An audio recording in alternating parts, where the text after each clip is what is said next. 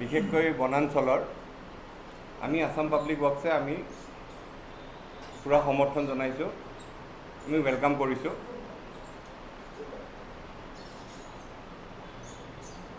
দখল হ'লে উচ্ছেদ হ'বই, এইটো এটা জনা কথা। আজি ইমান বছৰৰ পৰা আমি অসমত দেখি আহিলোঁ যে বনাঞ্চল ধ্বংস, বনাঞ্চলত দখল কৰা, চৰকাৰী মাটি দখল কৰা, সত্ৰৰ মাটি দখল কৰা আমি সদায় দেখি আহিছোঁ, শুনি আহিছোঁ, কিন্তু চৰকাৰৰ ফালৰ পৰা কোনোৱে আজিলৈ একো ব্যৱস্থা নল'লে। এইজন মুখ্যমন্ত্ৰীক যিজনে সাহস কৰিলে এই কামখিনি কৰিবলৈ, তেখেতক আমি ধন্যবাদ জনাইছোঁ। আজি মানুহবিলাকে কৈ আছে যে আমি 30 বছৰৰ পৰা আছোঁ, 40 বছৰৰ পৰা আছোঁ। 30 বছৰ 40 বছৰ যেতিয়া চৰকাৰে উচ্ছেদ নকৰিব, এই স্বাভাৱিক কথা। 30 বছৰ 40 বছৰ থাকিবই, থকাটো স্বাভাৱিক কথা। মই আকৌ কৈছোঁ, দখল হ'লে উচ্ছেদ হ'বই।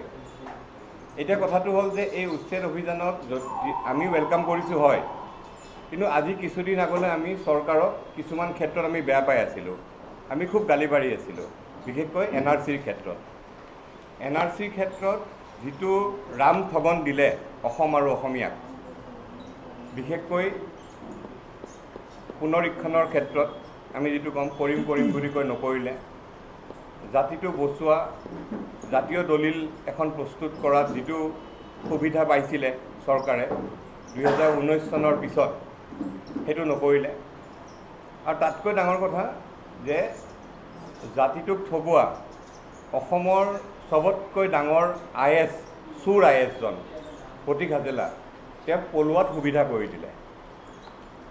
চিম্পল ক'লে যে হাজেলা আজি গুচি গ'ল, এইটো অসমীয়াৰ জয়।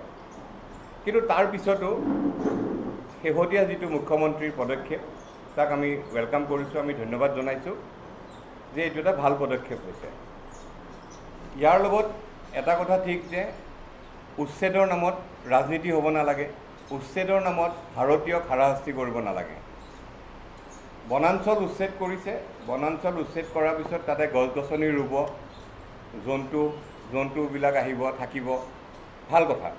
যেনেকৈ কাজিৰঙা আজি উচ্ছেদ কৰিলে, কাজিৰঙা যেতিয়া আমি উঠো সোঁহাতে যিখিনি উচ্ছেদ কৰিলে, তাতে ৰাজনীতি হৈছিলে, বহুতে গৈ তাতে জঁপিয়াই পৰিছিলে, কিন্তু আজি সেই জেগাখিনি দেখাত ধুনীয়া হৈছে। আৰু তাৰ লগতে কাজিৰঙাৰ উচ্ছেদ কৰাৰ পিছত আমি ভাবোঁ গড় হত্যাটোও কমিছে, কাৰণ সেইবিলাক জেগাতে গড় চিকাৰীবিলাকৰ চেল্টাৰ হোম থাকে। ঠিক তেনেকুৱা কথা। চৰকাৰী মাটি উচ্ছেদ কৰিছে, ইয়াতে সদায় এটা প্ৰশ্ন আহিব, আদানী আম্বানীৰ কথা আহে। মুখ্যমন্ত্ৰী ডাঙৰীয়াই ক'বও পাৰে যে গড়টো আদানী, হাতীটো আম্বানী। ডেভেলপমেণ্ট আমাক লাগিবই, ইণ্ডাষ্ট্ৰী অসমত আহিবই। ইণ্ডাষ্ট্ৰীখিনি যদি বনাঞ্চলত বহায়, তেতিয়া আমি ধৰিব লাগিব, আপোনালোকে ধৰিব লাগিব, চবেই আমি ধৰিব লাগিব। আপুনি বিচৰা বাতৰি পাব কেৱল নিউজ 18 এপত। নিউজ 18 এপ ডাউনলোড কৰিবলৈ স্কেন কৰক এই QR কোড। গুগল প্লে ষ্টৰতো পাব এই নিউজ 18 এপ।